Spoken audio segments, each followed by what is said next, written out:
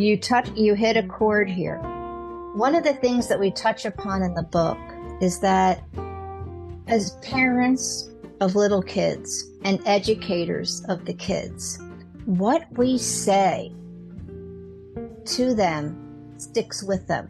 We may forget about it, but it will stay with them, and they will hear you in the back of their head as they are making decisions, coming to junctures or crossroads and trying to figure out what to do or how to handle something. They will have that in the back of their head, which is why it's so important as we are parenting or educating our students to be as positive as possible, to give positive feedback. If we want to inspire a change, emphasize what you want the child to do, not what they're doing wrong. And when they become an adult, they'll hear the positive reinforcement in the back of their head, or the opposite if you're critical. So yeah, that's something in the book, because I remember what my grandparents and my parents said to me and what my teacher said to me. And as an exercise, this is actually kind of fun when I was writing this part of the book. Very spontaneously, I went into all three of my children's rooms and I said, quick, when you think of me, what do I say to you? Or if you're in trouble or you're at a crossroads, and if you do think of me, what am I saying? Quick, don't think, go. And they each had an instant reply of something that is in the back of their head that they think of, something that I have said to them. It was fascinating. But they're not the only ones. All the kids, all of us have that, which is why, coming back to your point, you are still parenting. You're just doing it silently from their memory. Okay, welcome everybody to Living the Next Chapter. I have another author with me today. Fancy that, an author on an author podcast. And our author today is somewhere very unique that I would love to visit someday. Not here in Canada and a little further away from Canada, but Marjie's here with me today. We're going to be talking about her book. We're going to be talking, that's coming out April 4th. Woohoo! And we got all kinds of great stuff to talk about on the podcast. Marjie, welcome to the podcast. Nice to have you. It is wonderful to be with you. And I love that you live in Niagara Falls. See, big hill, lots of water. I tell everybody that. But people love coming there and coming to see the falls. So it is spectacular to see. And you know where I live. I live in the United States, but I also live in Israel a good part of the year. So shalom lekulam, ma nishma, v'kol beseder, ani mekeva sheken, which just means, hello, everybody. How's it going? I hope everything's going well. So we have listeners in Israel. So thank you. You just brought them to a standstill as they listen to an English podcast. And all of a sudden that just happened. So that was really nice of you. Thank you for doing that. My pleasure. And please forgive the very heavily accented American accent on that one. I love it. I love it. So where in the U.S. are you when you're back in the U.S.? I am in Pennsylvania and I'm in Florida because that's where my parents live. Nice. Two amazing places to see. Awesome. I love that. What do you love about Israel that when you arrive and you come to the airport and you get back into the culture, what is the one thing you're just like, this feels nice. This feels good to be here? In the United States? Oh, for Israel. Oh, in Israel. Yeah. I love my favorite part of Israel is the time zone. Okay. Really? And that surprises everybody because nobody really thinks about the time zone. But I love the time zone here because we're smack in the middle of it all. So when I wake up in the morning, if I need to get to the Far East, they're still before the end of their workday. If I need Europe, they'll wake up a couple hours later. Well, London actually a couple hours later, an hour later for Europe. And then the Americans on the East Coast start to wake up 7 hours. So I get a jump start on the day And as long as I'm willing to stay up late at night, I can go as long as, hey, West Coast time, which is 10 hours behind Israel time. So if you don't mind a long day and you love being ahead of the game, Israel is a wonderful place to live. That is a unique answer. I did not anticipate that. I like that. That is great. That is one of my favorite parts about living in Israel. Yes, the time zone. You know, in public relations, we put out a lot of press releases, and usually they cross it around 7 or 8 o'clock in the morning Eastern time. So when I'm here in Israel, then I have the morning to do any kind of final preparations. When I'm in the United States, I have to prepare things in advance or get up at the crack of dawn. And if anybody who knows me knows, the morning's not my hour unless it has to be. So, yeah. Okay, so you just touched on your public relations background. Can you give us a little bit of background on that part of your story? Because that, I think, kind of feeds into your book for sure. Well, I've been in public relations for 30 years. I hate to date myself, but there you have it. And the last 23 of them, my specialty has been in medical public relations. Okay. And a couple of years ago, I was sitting with one of my 3 kids on the couch in the living room, my older daughter, and she said to me, "Mom, you know, you made mistakes, but overall, I think you got it right. I think that you should write a book that will help the next generation of working moms to find an easier balance between work and parenthood based on your experience and expertise." And my first thought was shock. I got something right. Hooray. Yay, I did it. Yay. Can I have that in writing, please? Yeah. It was a really nice thing to say, and I really appreciated it. And after I absorbed it, then I thought, okay, what exactly is it? What did I get right? And when I looked back, I understood that I had used my professional expertise as a PR professional to raise my kids. Now, I didn't know I was doing it while I was doing it. So I went back and I thought, well, what did I do exactly? And I decided that from the start, if I was going to write a book about this, I wanted to be practical about it and be helpful from the start. So I spoke with multiple parents, working moms actually, of children of various ages. And I said, well, what do you want to know? What can I answer for you? Because been there, seen it, done it. Y'all are doing it now. For me, I'm after part 1. I'm, at this point, my mothering, my parenting is for kids 20 plus, right? Yeah. So, okay, what would you like to know? How can I help you?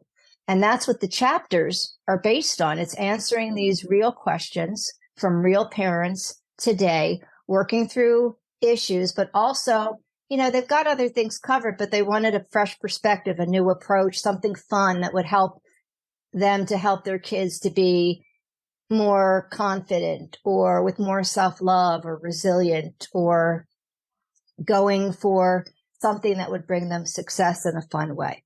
So that's how I wrote the book. And I use personal and professional stories to show you what I did to answer these questions. And then I show you how. So it's not just what I did, but I wanted you to have something practical. So I show you how. And there's exercises in the book. Now, at the end of each chapter, there is a QR code that will lead you to a workbook. Nice. Because it's one thing to read it. It's another thing to actually be inspired to do it. Right. So I wanted to give everybody something practical in their hand, a real action plan. So if you go to the workbook, it's an expanded version of the exercises in the book. And you can print it and write your answers out, or you can type them in and then print it out, whatever. It's up to you, whatever works for you. Everybody's got their own way of doing things. So ultimately, even though the questions are kind of universal, the answers will be unique to whoever you are as a reader, because we all come from different backgrounds and communities, and what will work for one might not necessarily work for another. So that's where your special sauce comes in. But I like to give you a new way of looking at things, and that's what these exercises are about. And then if you would like to deep dive even further into the PR parenting practices that are taught in the book, then you have an opportunity to apply for the PR parenting program that will begin in May. Nice. And yeah. I mean, we have a motto in our family: if you can help, you should help. So I started this program. I'm starting this program to be available and to coach. And it's going to be small. I am going to enroll up to 10 people, and it will be a small private community. And there are all sorts of benefits connected to this, but at the core of it, it's deep diving into the PR parenting strategies and tactics and practices together with me. And we'll workshop and figure things out together, whether it's really something serious or you just need a new approach to something that you've been doing, but it's working, but you'd like to see something work a little better. And we'll get through it, and we'll get through it together. Nice. So for that course, getting together with everyone, would it be best for everyone to have read the book prior to coming to the course? Would that be a good suggestion? Up to you. Okay. You can read it, the whole book prior. You can even do the exercises prior, or you can do it when you get to the program. Okay. I would recommend reading the chapter assigned for that particular week, or the chapters assigned for that particular week. But if you read it after, it's okay too. You know, everybody works hard, and we all have different time management. And I'm not going to be the kind of coach that says, if you don't do your homework, you can't come to school. Yeah. Exactly. No. We'll do this together. We'll do it on your timeline, and we'll figure it out together. But like I said, I want to keep this small so that I can give everybody in the program lots and lots of attention. The one thing I heard from another coaching leader once at a coaching session was they said, "This is my session's not just about coming to receive something as a participant, but I'm encouraging you to come with something to give as well." So it's a two-way thing. I would love for you to come and give your feedback, give your input, but don't be just sitting silently on a Zoom call and just watching. I would love for you to contribute. Is there an element in your program where people are going to have an opportunity to contribute and give their point of view and their ideas as well? Absolutely. Everything that I do is interactive. It is not just me talking into the oblivion. Yes.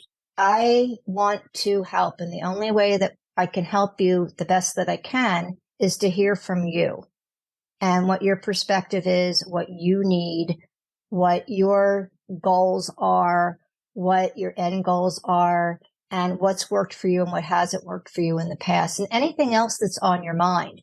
And then anybody else who's in the program can also contribute to whatever your situation is. So it's ultimately a discussion. It's not a dictatorship. It's a democracy. Mm-hmm. But as as the coach, I'll be introducing the public relations strategies, and then we can all workshop it together to figure out what's the right answer for you. So we're recording this today on International Women's Day. So happy International Women's Day to you and to our listeners. Tell me how important a day like today is for you as you think towards the release of your book and how this book is going to help people. Well, first of all, shout out to all my sisters out there. Woohoo! I'm celebrating you. I am celebrating you. Absolutely. Women are so strong. Working moms are so strong. And all moms are working moms, if we're being honest about it. And this is a day to celebrate all of my sisters, all of their achievements, all of their skill sets, and all of their wonderfulness. And I couldn't be prouder of my sisters out there. In terms of the book, well, honestly, if we go back to the very beginning discussion with my daughter, who came up with the idea for the book. This was originally a love letter intended for the next generation of working moms and my fellow sisters out there. So I'm so excited to be able to contribute and help make your life easier. From an older mom to a younger mom. Mirror my successes, skip the failures. The hiccups are in the book too. I'm not the perfect mom, I promise you. I did the best that I could, like we all do. Right. But there's a saying, if I knew then what I know now. Yeah. So I have documented what I know now so that you can have an easier time at it and do a better job than I did. So that's what all this kind of means to me in the context of International Women's Day. It means that I have an opportunity. I get to pay it forward. And I hope that it really helps all the women out there, whether you're a mom or whether you're an aunt or a sister or a cousin. If you have a kid in your life, this will help you. If you're a teacher, what have you. If you have kids in your life, there's something in it for you. Nice. That's nice. And so one thing from my side of the world here, my wife and I are empty nesters. Our children are 20 to 25 range. I have 3 of them. I know my wife is curious to kind of get a little bit of your feedback on parenting adult children. In addition to our conversation around the book, do you have something that I can share with my wife, Jennifer? Because we're at this point in our life where we're going from being a parent to being more of a friend, I guess, or a fellow adult person in the room with our adult children. It's a very interesting dynamic. Interesting to kind of hear your take on parenting adult children. In terms of adult children, in public relations, one of the media training techniques that we teach our clients is to listen. Yes, you have your key messages, but you need to listen to what the reporter or producer or whoever you're being interviewed by is asking you, so that you can respond accordingly and guide or share your answer in the best way that you can to actually answer the question. And I think in terms of parenting older children, that's kind of key, so that the better we are as listeners, the better our replies, and the more we can help. And the more calm we are and more respectful we are in our answers, because they're not little kids anymore. They're adults. Right. They're making their own decisions. So if we are respectful in our replies, we have a better chance that our older children will listen and take our advice, hopefully. Because I've noticed as a parent with adult children, we've lost some of our leverage points that we used to have when our children were smaller, like go to your room or no television tonight. My kids don't live here and I can't enforce those types of things. They're on their own now. So I've lost a little bit of that daddy or mommy oomph that I might have had in the past. So now it's a totally different playing field, and we're talking as, again, 2 adults, and they come to me for advice, great. But then there's days when there's complete silence and I don't hear from them at all. And that's just an interesting dynamic, right? Which is okay. And this is actually something that is addressed in the book. Oh, see? Well, there you go. You good. You hit a chord here. Good. One of the things that we touch upon in the book is that as parents of little kids and educators of the kids, what we say to them sticks with them. Right. We may forget about it, but it will stay with them, and they will hear you in the back of their head as they are making decisions, coming to junctures or crossroads and trying to figure out what to do or how to handle something. Right. They will have that in the back of their head, which is why it's so important as we are parenting or educating our students to be as positive as possible, to give positive feedback. If we want to inspire a change Emphasize what you want the child to do, not what they're doing wrong. And when they become an adult, they'll hear the positive reinforcement in the back of their head, or the opposite if you're critical. Right. So yeah, that's something in the book, because I remember what my grandparents and my parents said to me and what my teacher said to me. And as an exercise, this is actually kind of fun when I was writing this part of the book. Very spontaneously, I went into all three of my children's rooms and I said, quick, when you think of me, what do I say to you? Or if you're in trouble or you're at a crossroads, and if you do think of me, what am I saying? Quick, don't think, go. And they each had an instant reply of something that is in the back of their head that they think of, something that I have said to them.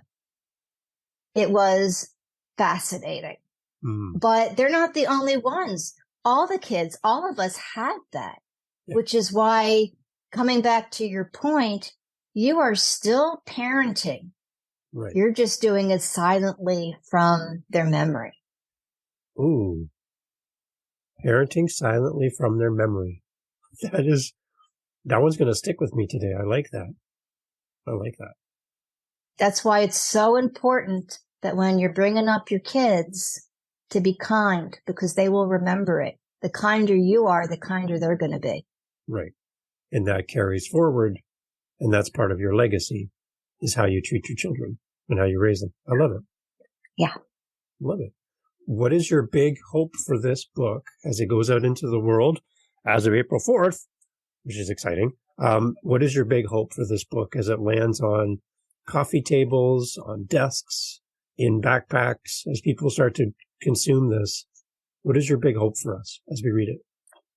That is the start of a long-term PR parenting movement that continues for generations to come.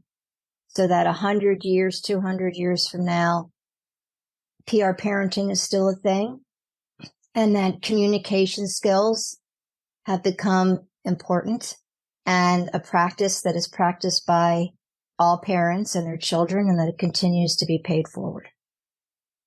Nice. So this is far beyond a single book or a course. This is something where you're really trying to rally parents to step into their role and be more effective and have their effects be long lasting in their families, right? Correct. This is ultimately generational, and hopefully multiple generations. And it doesn't have to end, but it has to start somewhere. And I hope that it starts with all of us. Look, it's not about me. It's not about me. I'm hopefully giving everybody the tools with PR parenting, but y'all take them, use them, help to inspire your children so that they can inspire theirs, and so on and so forth into the future. It's very, very big picture, long term, but you have to lay the groundwork and plant the seeds. And that's what the book is. So long after I'm gone, hopefully people will still be picking up the power of PR parenting and saying, yes, this is our textbook. Nice. And there might be other books. There probably will be other books. But David, one thing at a time. Yeah, the voice of my wife just came through my speakers there. One thing at a time, David. One thing at a time. There. So thank you. That was wow, that was a flashback. Okay, so what about, who is this book for? Is it for every stage of parenting, or is it more primarily one group of parenting age groups? What would you say? Excellent question. It is for parents of, generally speaking, toddlers to teens. Okay. Though the earliest story is of me using public relations practices to drop my 6-month-old baby off to the kindergarten or nursery school, and how I dealt with the separation anxiety, again, using a public relations practice that I use. And the latest story is of how my children got into higher education. So it takes you all the way up until Well, they all 2 out of 3 of my children have already been through the Israeli military. So they're in their 20s. So it goes past teens. But as a general rule, kids usually go to college around 18 or 19. But yeah, it takes you into the 20s. Okay. Can we just pause there for a second? Because when I watch videos of young people in the Israeli army doing their service, they look like they're like 12 and they're walking around all set up in their gear and doing their service. But they look so young. And I'm like, I don't think, speaking from a Canadian perspective, I don't think there's a lot of Canadian youth that could have the mentality or maturity to even be in a role like that. I just, what do you see as a parent by having your children serve? Have you seen an impact on their life by before and after serving? Yes. Yeah. And it's mandatory. Yeah. So ready or not, as they say, yalla. Here we go. And they go in as kids and they come out as adults. That's the short of it. Because there's got to be training they go through and life experiences they learn that they might not learn anywhere else, but by going through that. I just see it as, I'm proud to see them serving and just seeing how eager they are to help and be a part of it. And I understand it's mandatory, but I just get a sense that they come away with something after service as well. They do. They learn responsibility. They learn communication skills, organizational skills, leadership skills, how to function in a stressful environment. Yeah. Also how to contribute and be part of a team. Right. And there's a lot of altruism as well, and how to be kind and respectful. Good. There's a lot of good things that come out of serving in the IDF, and I am very proud of my 2 children who have already served. They both won awards for their service. Nice. And because of growing up in a public relations house, they were PR parented from the moment they arrived. I was very proud when I learned that they were both chosen to be the presenters in their unit when a presentation needed to be given. So nice. I was quite pleased with that. And number 3 goes in shortly. She's graduating high school and her turn is coming as well. Wow. Okay. So we talked before we hit record that there's a story from the book that will help new parents. I think it's, you said chapter 2. I'm going by memory. Chapter 2, there's a little story in there and something that could help parents. I know several new parents that are going to benefit from the next little part of our conversation directly, and they'll be sitting there with paper and pen ready to go to take notes on how to do this. There's a story in chapter 2. I'd love for you to kind of give us a little spoiler, not too much, but just enough. What is it in chapter 2 that you have there for young parents? Okay, guys. In public relations, which by the way is a common denominator for an awful lot of professions out there. So this one will be easy to absorb. There are times when you give a service, but you can't agree with the customer on what the payment will be. Okay. So instead of cash, we barter. You know, they give you a present of some sort, or you trade services. You find some way to, if not a money value, a value. That's what you need in your hand. Not necessarily money, but value, correct? Mm-hmm. So I had this exercise with my kids because, look, a 2 or 3-year-old, when you want to get rid of the pacifier, you know, you start with the pacifier, which is in my opinion, and actually scientifically, medically speaking, it can be a good idea because it helps to soothe the child. And according to the experts, which is documented in the book, it can also help to prevent SIDS. Not mine. That's somebody else's statistic. Yeah. But then comes the time where you have to get rid of the pacifier. because it will mess up your teeth and all sorts of other things. So how do you get rid of the pacifier without causing a huge hurricane of drama at home? Yes. Right? Because if the kid doesn't have their pacifier, sometimes they go ballistic. Mm-hmm. And they're not being brats about it. It's just they need to calm down, and that's their safety net. Yeah. You know, that's what calms them down. Fair enough. But when you say, okay, enough is enough, what do you do? So let's go back to this concept of the barter. I would have my kids take their pacifier and use it as currency. Wow. And I would say, okay, we're going to go to the toy store next week. And they're having a special that day where you can use your pacifier to buy whatever toy you want. Okay, I'm following you. I like this. Okay. And then you talk with your child for a couple of days or a week, whatever you think the right time period is for you. And you talk about what they have in mind for the big shop day. And then you go to the store and you whisper into the salesperson's ear what the deal is. You slip them your credit card. And then you go shopping with your child. Now, we all have budgets. So you can say to your child, well, this is the area where the pacifier works. Nice. Or, they say, I want this. We say, well, the pacifier is only good for that. So pick from these toys over here. But if they have a toy in mind where it's within budget, then that's great. I mean, my kids went through some version of like a sports cards, Pokemon cards. Yeah, yeah. And another one went for a Barbie doll, and another one went for like one of those containers of bubbles. And they paid for these toys with their pacifier. They literally handed the pacifier to the sales lady. She rang it up, took the pacifier, put it down, put the toy in a bag, and said, here you go. And then while my child was collecting their bag and celebrating their purchase, then she gave me my credit card back. That's it. Nice. Pacifier,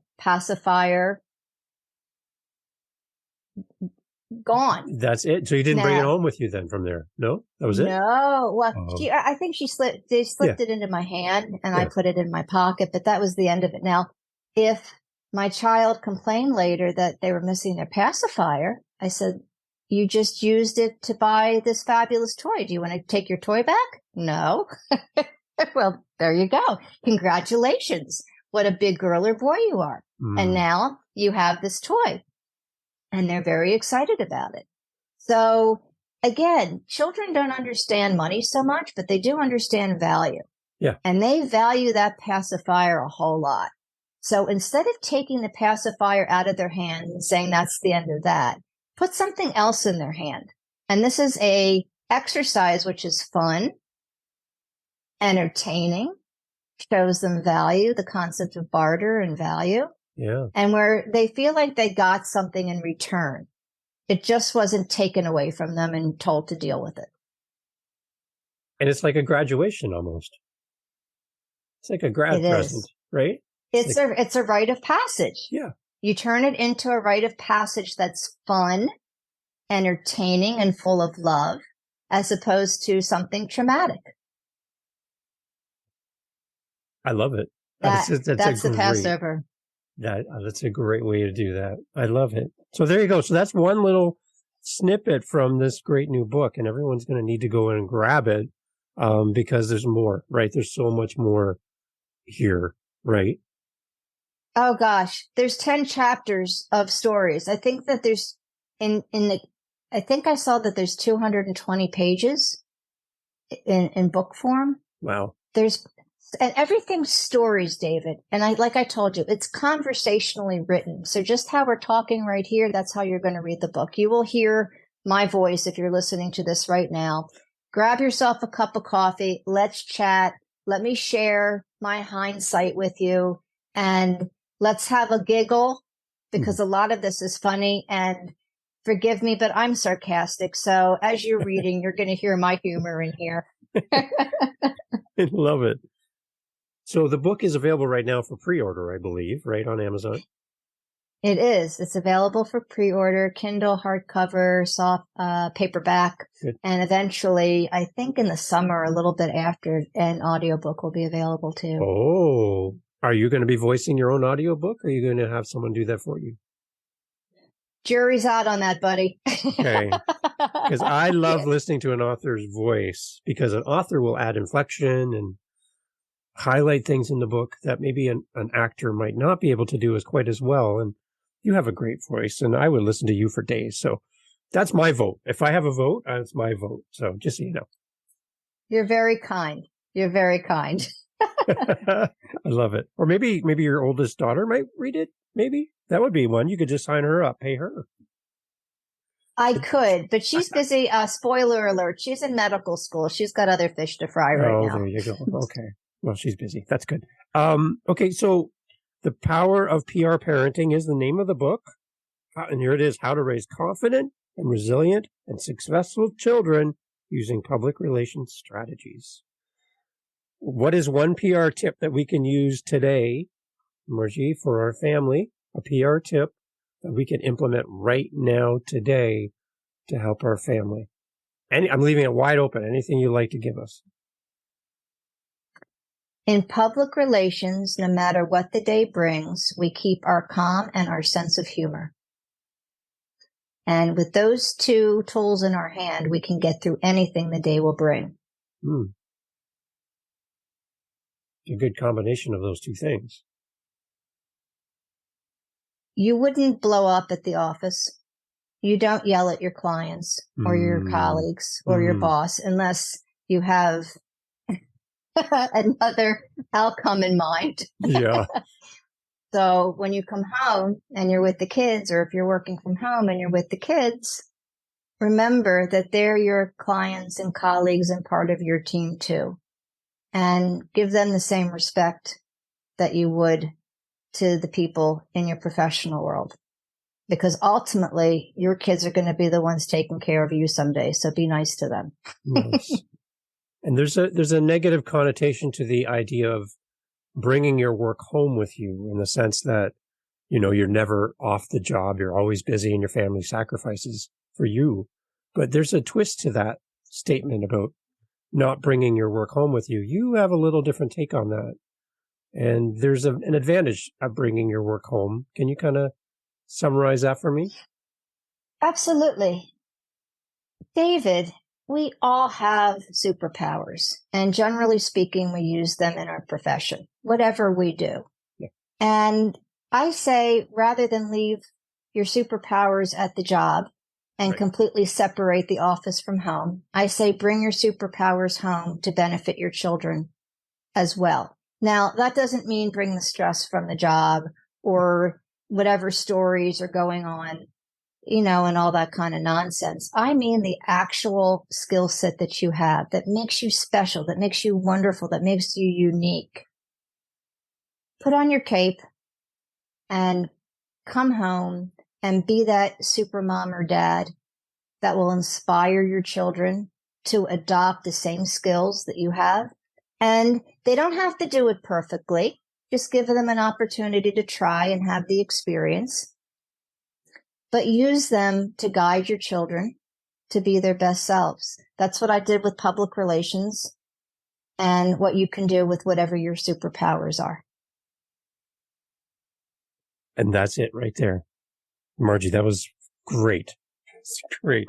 Okay, so let's get everybody all the information on signing up for this course, to be a part of the community. Again, links to your website. We're going to put all of this in the show notes. But how do people connect with you? Where are you most active online? I am active on Instagram at Marjie Hadad, M-A-R-J, like Jerusalem, I-E-H-A-D, like David, A-D, like David. So Marjie Hadad. I'm also on LinkedIn. I'm on Facebook. And the book portal is www.PRFOR.life. So PR for period life, spell out the 4. Okay. And that's for the community to join the PR Parenting community. It's also where you can find the program page to apply to be part of the PR Parenting program that starts in May. And if you just want to reach out to me, there's a form that you can fill out and write to me. Say hello. Tell me what's on your mind. Let's be friends. Nice. Awesome. Marjie, thank you so much for being part of the podcast. And I love listening to you. I love the smile. I love the passion for what you're doing and the fact that you really want to help parents, not just this generation, but beyond. So if you're a young parent or you are going to be a parent, you have someone in your family that's going to have a child coming up soon, this is the perfect book to get as a gift to that new parent that they can start their parenting career off on the right foot and put those power of public relations to work for you at home. It's exciting. And I think it's a very novel idea. There's a book term there, novel. There's the novel idea that you've come up with this, Marjie, and I'm really happy to have you on the podcast. Thank you so much. If I can just add one other piece of information. Please. When you look at the book cover, it's a picture of the sky. The reason why I chose a blue sky with pretty white clouds is because that is something that we all share and have in common. I wanted everybody to be able to look up to the sky and look at this book and know that there's something in it for them, that the sky is the limit with PR Parenting, and that you will find the answers in here in a calm and peaceful way. Nice. And the sky is something we all have in common.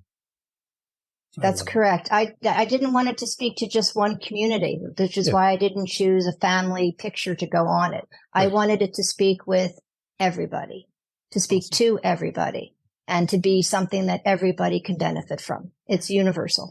Beautiful. So that's all the information. Everyone, please go check out the show notes for everything. Marjie, thank you for your time today and for including us in this. I really appreciate it. Everyone, please head over to the show notes and you'll find all the information there. Marjie, thank you for being here. Toda rabah. Thank you so much. Awesome.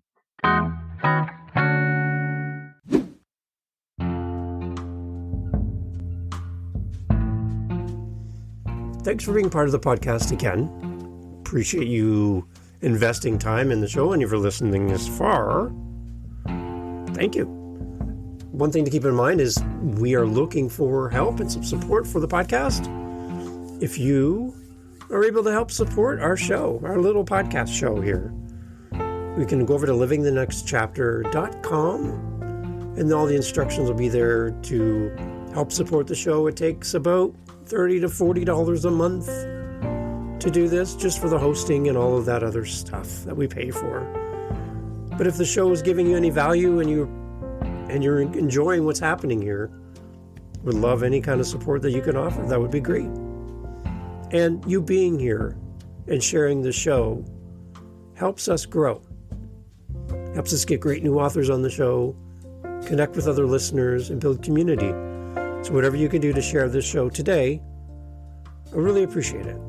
Thank you for being here for Living the Next Chapter, and I can't wait to share the next one with you. Talk soon. Have a great day. Mindshift Power Podcast, the podcast for teenagers and those who work with them. There's a huge problem in America today. There's a very large disconnect between teenagers and the adults who work with them. I'm looking to bridge that gap with real, raw, honest conversation, not held back by the chains of political correctness. You cannot solve a problem you do not understand. Want to understand teenagers today? Listen to this podcast. This podcast is for teens in the U.S. and Canada. To learn more, go to fatimabay.com/podcast or just look for Mindshift Power Podcast on any listening platform. I look forward to you being a faithful listener.